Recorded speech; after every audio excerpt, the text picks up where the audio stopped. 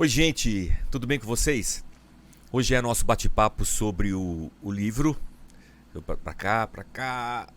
Aqui, A Parábola do Filho Pródigo. E a gente está no capítulo 7 e o capítulo 8. Ambos dizem respeito ao pai. Então eu quero tratar os dois juntos, que acho que fica mais fácil. Essa aula é uma gravação, me desculpem, mas a gente tem aula inaugural hoje do Caminho das Letras, a temporada do Pentateuco. Então eu tive que deixar vocês aqui com o meu clone gravado. O capítulo 7 começa com o versículo 20 do capítulo 15 de Lucas, né? Estando ainda longe, seu pai o viu e, cheio de compaixão, correu para seu filho e o abraçou e beijou. Bom, vamos começar por aqui. O capítulo chama Perdão. Então, ponto central do capítulo é o perdão do pai pelo filho, e uma perspectiva que o autor chama a nossa atenção dessa atitude do pai correndo em direção ao filho como uma atitude extremamente vergonhosa. Uma atitude assim que expunha o pai diante do que o filho tinha feito. Isso naquela cultura, né? Por isso que essa história foi tão agressiva para os fariseus. A história foi chocante assim, porque ela vai contra a cultura, contra a religião, contra o coração, contra a cosmovisão, contra tudo o que as pessoas tinham naquela época. Então a parábola, para aquele momento da história, ela é um convite para que as pessoas revejam os seus conceitos. Os seus conceitos doutrinários, sua fé, sua religião, sua cosmovisão. A cosmovisão é como eu vejo o mundo. É minha forma de ver o mundo. A dificuldade é que essa forma de ver o mundo não é só uma observação minha ou um conceito que eu tenho ou qualquer coisa assim. Porque a cosmovisão transcende, ela vai além da questão do pensamento, da reflexão lógica. Ela não está na mente, ela está no coração. Então há um apego. A minha cosmovisão, ela é basicamente a minha própria vida. Rever a minha cosmovisão não é só rever o que eu penso, é rever quem eu sou. Então, nessa parábola, o convite de Jesus Cristo é para que essa revisão profunda aconteça no coração de quem está escutando ali, dos fariseus, obviamente, mas de todo o povo e da gente hoje também, das nossas impressões religiosas, da nossa maneira de ver o mundo. E a gente é convidado a olhar o mundo pela ótica de Deus Pai, a ótica do perdão, a ótica da misericórdia, né? O filho pródigo volta confiando tão somente na misericórdia do pai. Ele não tinha nenhuma garantia de que o pai ia perdoá-lo, de que alguma coisa daria certo.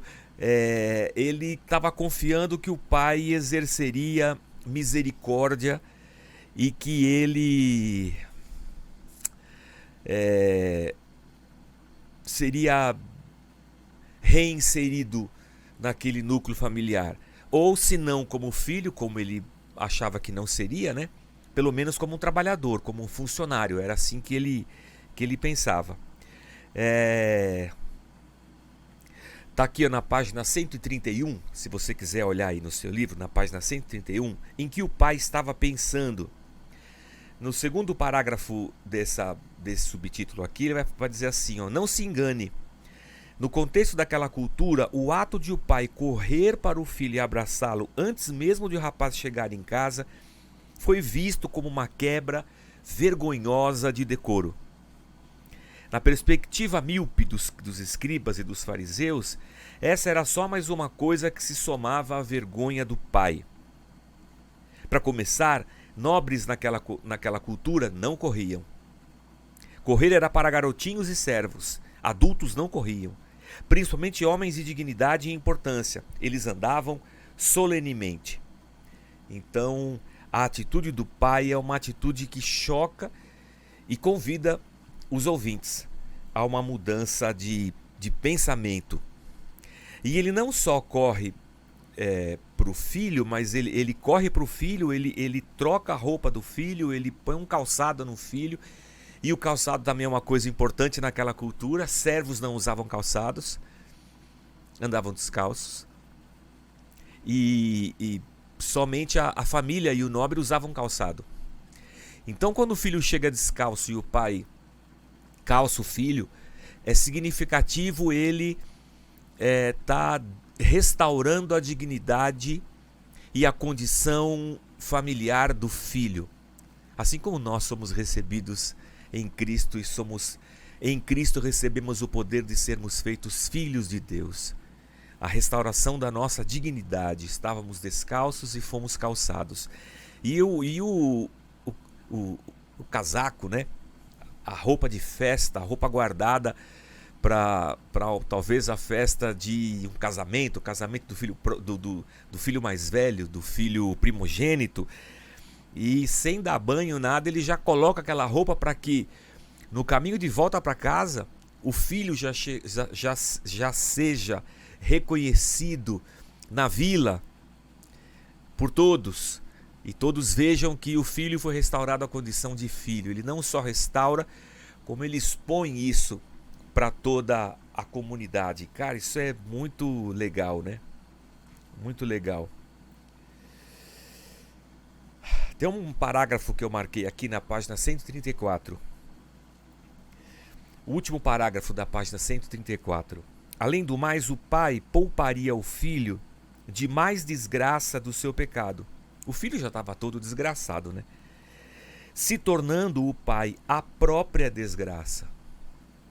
Em essência, ele tomou a desgraça do menino para si, tirando todo o orgulho dele mesmo, renunciando a seus direitos de pai, não se importando de nenhuma forma com sua honra, mesmo naquela cultura onde honra parecia tudo.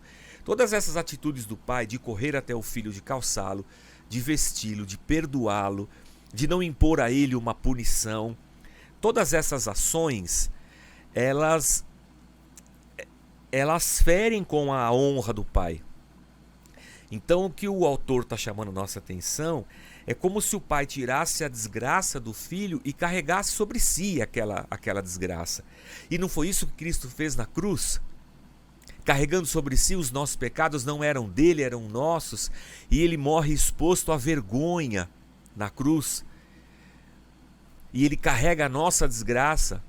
Nós é que estávamos desgraçados na nossa vida, mas Cristo não faz questão de ser honrado nas honras humanas, né? Ele aceita, ele se humilha, humilhou-se a si mesmo. Sendo Deus, tomou a forma de homem, como o homem fez servo, e como servo aceitou a morte de cruz. Então Jesus, é uma parábola que traz uma metáfora maravilhosa com a ação de Jesus Cristo. O pai interrompe a confissão do filho. O pai interrompe a confissão do filho e fala: você está recebido, você está com a gente, é nós de novo. E aí na página 136 tem uma coisa interessante, a confissão, o segundo parágrafo da página 136. A confissão interrompida do pródigo pode parecer um detalhe delicado da parábola, mas não foi tão delicado para os fariseus, para a religião deles, para a cosmovisão deles, para a fé deles. Não havia como eles perceberem um pingo de realidade naquela descrição. Na descrição que Jesus fez da disposição do pai em perdoar. O menino não havia feito nada para reparar o próprio pecado, mas o perdão do pai era completo, mesmo assim, sem impedimento. Como assim? Segundo a lei, eu tenho que ir lá matar um animal, tem que ser um animal específico, tem que ter um momento, o sacerdote tem que fazer a propiciação, eu tenho que pagar pelo que eu fiz, eu tenho que ser condenado porque eu gastei o dinheiro do meu pai, eu tenho que ser envergonhado em praça pública. O pródigo tinha que fazer um monte de coisa para merecer o perdão. E o pai, antes que o filho confessasse tudo, o pai já interrompe e perdoa o filho. Como assim perdoou sem o filho ter feito nada? E aí no parágrafo seguinte ele fala assim: o senso comum não pede que o pecado seja reparado. O senso comum, nossa ideia de justiça, o senso comum não pede que o pecado seja reparado. Deus não disse que não justificará os maus, Êxodo 23, e que não permitirá de jeito nenhum que o culpado seja impune? Não está em Êxodo 23 e em Êxodo 34 essa afirmação que Deus disse que não ia justificar o mal e que não permitiria de jeito nenhum que o culpado passasse impune? Como é que um rebelde como o filho pródigo pode ser deixado livre? O que aconteceu com a virtude e os princípios da justiça divina? O sistema do Antigo Testamento inteiro não era tão cheio de sacrifícios e outros símbolos de expiação, justamente para realçar essa verdade fundamental? Como assim vai perdoar sem que nada tenha sido feito? Cristo, a última frase da página 136, eu grifei. As coisas que eu achei interessantes eu fui grifando. Cristo estava mostrando a ideia errada que eles tinham de Deus. Que Deus encontrava alegria no legalismo e não no perdão de pecados. Sim, Deus criou essa estrutura da propiciação, do animal. E depois Hebreus vai dizer pra gente que aquilo tudo era uma sombra da cruz, da obra de Cristo. O prazer de Deus não está no cumprimento legalista das coisas, mas o prazer e a alegria de Deus está no perdão dos pecados.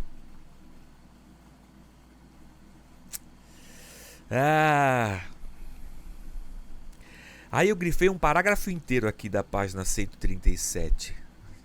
12 minutos, acho que dá. Não se esqueçam, página 137. Não se esqueçam de como os fariseus esconderam a verdade do Antigo Testamento com seus próprios sistemas elaborados de tradições humanas, regras feitas pelo homem e cerimônias sem utilidade. Eles estavam convencidos de que os pecadores precisavam fazer boas obras para ajudar no perdão pelos próprios pecados, ou seja, em todo o sistema, porque os fariseus eles interpretam a lei, né? Então ele vai dizer assim: olha, essa lei aqui que está dizendo isso, isso e isso, é assim que deve ser feito. Eles tinham a interpretação da lei. Então, na cabeça deles, eles estavam convencidos, diz aqui o autor pra gente, de que os pecadores precisavam praticar boas obras. Os fariseus tinham até mesmo preservado o seu sistema complicado de tradições finamente detalhadas, como os elementos fundamentais por meio dos quais achavam possível adquirir o tipo de mérito que acreditavam equilibrar a culpa do pecado.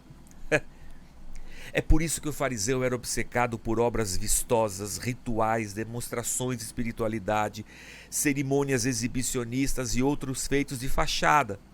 E eles se agarravam a esse sistema, muito embora a maioria desses rituais tenha sido invenção deles mesmos, elementos criados para cobrir os pecados e fazê-los parecer grandiosos. É isso aí.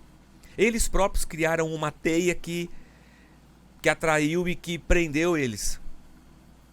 Na tentativa de agradar a Deus, na tentativa de serem extremamente justos e zelosos, eles se esqueceram do perdão de Deus e se agarraram ao seu sistema de cerimônias e atitudes que, sendo feitas, ajudariam no perdão.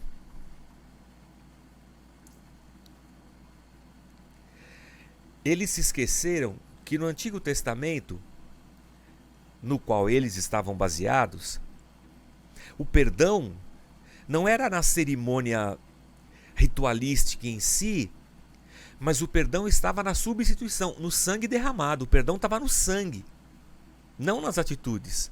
Aliás, Hebreus vai dizer isso: não há perdão de pecado sem derramamento de sangue. E essa é a figura dominante, ele vai dizer aqui no Antigo Testamento. O sangue de um inocente será derramado no lugar do sangue do culpado. No caso do Antigo Testamento, o inocente é um animal. Inocente, puro, perfeito. Vai ser derramado esse sangue no lugar do seu sangue pecador. Há uma substituição, por isso expiação. Por isso que o sacrifício de Cristo foi substitutivo. O sangue do justo no lugar do sangue pecador. Não foi o nosso trabalho, não foi a nossa obra, não foi a nossa ação, não foram nossas atitudes proativas para com Deus, não foram as nossas boas obras, foi sangue por sangue. E o sangue de Deus, né? Cristo, Deus feito homem, o sangue de Deus derramado por nós pecadores. Incrível isso aqui, né? Incrível isso aqui. Vou para a página 139. 139. Por definição, então, nenhum pecador pode expiar seu pecado por completo. Por isso, as Escrituras frequentemente enfatizam a necessidade de um substitutivo. É isso aí. A gente não consegue fazer nada para que o nosso pecado seja perdoado. A gente precisa de um sacrifício de animal. Era assim lá no tempo dos fariseus, né? Mas os fariseus, interpretando a lei, criaram todo um sistema necessário e eles desprezaram o fato de que era o sangue do animal que trazia o perdão. Mas na interpretação e no jeito deles eram todas essas ações que antecediam o sacrifício do animal. Então toda essa todos esses ritos que eles criaram, tem que fazer isso, tem que pagar, tem que fazer boa obra, tem que parecer, tudo isso aqui foi só a criação deles. Incrível isso aí, incrível. Aí o autor aqui, na 139, ele fala assim, ó: havia duas possibilidades de resposta para esse dilema de ter que ter um sangue derramado. Um método era adotar um sistema de mérito, como o da religião dos fariseus, no qual o pecador tenta adornar ou incluir algo mais ao significado de sacrifícios, revestindo com várias camadas de boas obras. No caso dos fariseus, essa parece ser a razão pela qual eles fizeram uma lista de regras e regulamentos que foram muito além do que dizia a lei, muito além da lei. Eles sabiam muito bem que a simples obediência à lei não poderia ser perfeita, por isso não poderia conquistar méritos suficientes para expiar pelo pecado. Assim, eles complementavam de um modo artificial o que a lei exigia, achando que o trabalho extra lhes proporcionaria méritos a mais. O resultado inevitável era um sistema que promovia as formas mais óbvias de legalismo, ao passo que diminuía o papel da fé verdadeira. O outro método era aquele utilizado por todas as pessoas de fé autêntica, do início dos tempos até a vinda de Cristo. Eles reconheciam a própria incapacidade de expiar o seu pecado e agarravam a promessa de Deus para o perdão e confiavam em Deus para trazer um Redentor que forneceria uma expiação completa e definitiva. O autor cita Isaías. Então, a maioria dos personagens do Antigo Testamento, eles entendiam que não havia nada que eles pudessem fazer para expiar o seu próprio pecado, para trazer perdão pelo seu próprio pecado, para aplacar a fúria de Deus contra o pecado. Então eles confiavam em Deus, na benevolência, na bondade, na misericórdia, na promessa. Os fariseus não. Esse sentimento de que eu vou fazer alguma coisa e essa alguma coisa vai ajudar nesse processo estava presente na religião lá no primeiro século. A fé com arrependimento é o único modo pelo qual um pecador pode encontrar justificação perante Deus. Não é nada que a gente possa fazer. Não imagine, porém, que a virtude prática é eliminada de uma vez, porque as boas obras são frutos inevitáveis da fé. Eu não faço para receber o perdão, eu faço boas obras porque eu fui perdoado. É diferente. Meu ponto de partida é: Deus me perdoou e eu não merecia. Então eu faço boas obras como gratidão, amor, coração transformado. É diferente de eu praticar boas obras para receber o perdão e merecer o perdão. Não, eu não mereço nunca. Mas Deus me deu. Então, isso determina que tipo de pessoa eu vou ser. Enquanto que se eu acho que eu preciso fazer alguma coisa para merecer o perdão, vai determinar que tipo de pessoa eu serei. Os fariseus estavam aqui, tentando fazer alguma coisa para merecer o perdão. O filho pródigo estava aqui, não merecia, já recebeu. A fé nos conduz ao perdão de Deus. E o capítulo 8 nos coloca de frente com a generosidade. Aqui o capítulo 8 é o capítulo que fala da roupa, do sapato, do anel de autoridade, que era o anel da família, que permitia ao filho se apresentar como membro daquela família, daquele clã, e assinar documentos com o seu anel. É nesse capítulo que a gente tem essa mudança tão profunda que deveria acontecer no coração de todo mundo ali. Página 146, no meio do parágrafo, no meio da página. O pai não deveria reter alguns privilégios, pelo menos até o garoto demonstrar que seu arrependimento era mesmo sério? O pai não deveria reter alguns privilégios, pelo menos até o garoto demonstrar que seu arrependimento era mesmo sério? Ele não precisava estabelecer algumas regras para o filho? Não seria razoável esperar ver os frutos de seu arrependimento? Bom, eu acho que isso faz parte do nosso bom senso, né? Nosso senso comum. Mas Deus olha os corações, né? Deus vê coração, Deus vê o que nós não vemos. E o que essa parábola está dizendo para aqueles caras é que Deus não precisa do nosso senso comum para exercer o perdão dele, a misericórdia dele e a graça dele. Não adianta eu querer com a minha religião impor um senso comum para Deus ou me mostrar mais justo do que Deus. Incrível isso aqui. Incrível isso aqui. 149.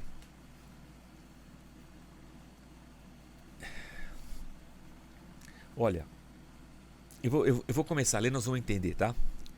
Foi essa a questão que pôs os escribas e fariseus em conflito com Cristo. Eles se recusavam a ver o ministério de Jesus com o propósito de buscar e salvar pecadores como atividade de Deus. Isso para eles era uma questão difícil. Era conflito puro. Como assim? A ideia de que Jesus receberia pecadores imundos era repugnante para eles. Cara, não pode. Jesus não pode receber pecadores à mesa. Ele não pode se permitir ser tocado por uma mulher pecadora, impura, imunda. A ideia de que Jesus receberia pecadores imundos era repugnante. Estava abaixo da noção que tinham de como o Messias deveria ser. Olha que coisa. Expectativa versus realidade. Eles esperavam um Messias bem diferente daquele que veio. Não importa se esse que veio é verdadeiro. O que importa é que eu queria um outro, de outro tipo, de outra ordem. E o fato de Jesus justificar os pecadores só pela fé e instantaneamente os tratar como se estivessem perfeitamente justificados diante de Deus, era mais do que os fariseus podiam aguentar. Os fariseus, eles iam ter que implodir a cosmovisão deles. E implodir a cosmovisão significa uma autoimplosão. Eu preciso reformular o meu ser.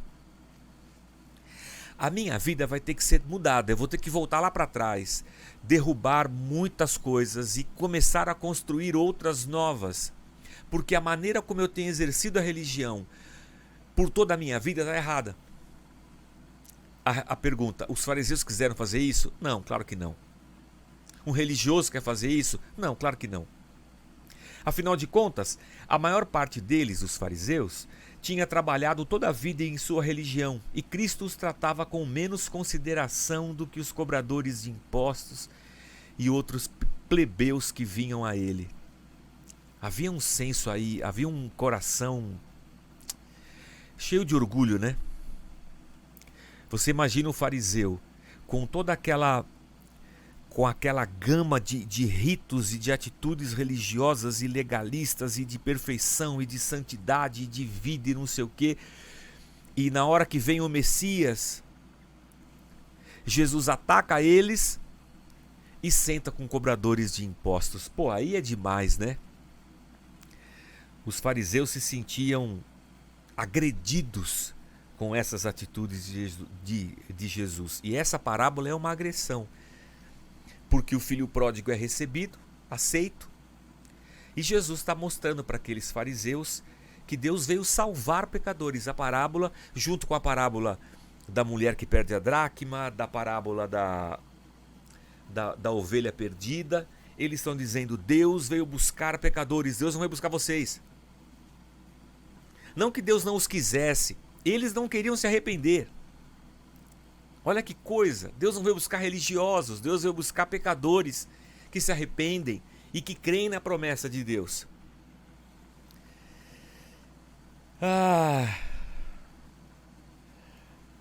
Como isso é justo? Página 151. Como o pai pode recompensar o pródigo tão generosamente, de uma forma que quase parece um insulto à imagem de bonzinho do irmão mais velho? Isso é um insulto também para o irmão mais velho. Apesar do jeito como o mais novo se comportou, como esse homem pode permitir que o filho pródigo desfrute dos mesmos bens, benefícios e privilégios que o irmão que ficou em casa? Como assim? Esse filho foi e gastou tudo, agora o pai recebe, dá um anel, dá roupa, dá sapato, mata um novilho gordo, faz uma festa. Cara, como assim? Essa parábola é difícil de engolir. O pai cobriu a vergonha do filho com as suas roupas. O pai reintegra o filho. E essa parábola é a demonstração da festa que acontece no céu quando um pecador se arrepende. A festa que acontece no céu quando um pecador se arrepende. O banquete que o pai dá. E ele fala: o meu filho estava morto e voltou à vida. Meu filho estava morto e voltou à vida. Então há uma festa. E a alegria celestial não acaba quando um pecador chega em casa. Isso é só o começo. A festa não foi só aquele dia lá teve festa. Aquilo foi o começo de uma regeneração, de uma restauração, de uma novidade de vida para aquele filho que estava morto e reviveu. É muito bacana a maneira como, numa parábola tão simples assim, né? Em poucas linhas, Jesus consegue sintetizar a graça, o perdão, a misericórdia, a fé, o caráter de Deus, como Jesus consegue numa parábola tão pequena descortinar as intenções do nosso coração, como Jesus consegue ir profundamente na nossa cosmovisão, nos confrontar com as nossas ideias religiosas e nos convidar a uma mudança de vida. Então, meus amigos, eu espero que vocês aceitem o convite. Se permitam ser transformados sempre, a cada dia, a partir do Evangelho do Reino, do amor de Deus, da misericórdia de Deus. E assim nós sermos anunciadores desse reino, né? Sal e luz. Assim sermos efetivamente novas criaturas em Cristo Jesus. Gente querida, anote as perguntas, que a semana que vem estou aqui presencial. É a última semana desse livro aqui. A gente vai falar sobre o filho mais velho. Mas eu vou iniciar a semana que vem com perguntas caso vocês tenham. Então guarde as perguntas para a próxima semana e assim a gente conversa, tá bem? Deus abençoe vocês, fiquem com Deus, Deus abençoe, boa semana, hoje é terça, estou gravando o vídeo agora terça-feira e que Deus abençoe vocês rica e poderosamente e até a nossa próxima aula a semana que vem. Valeu, um abraço.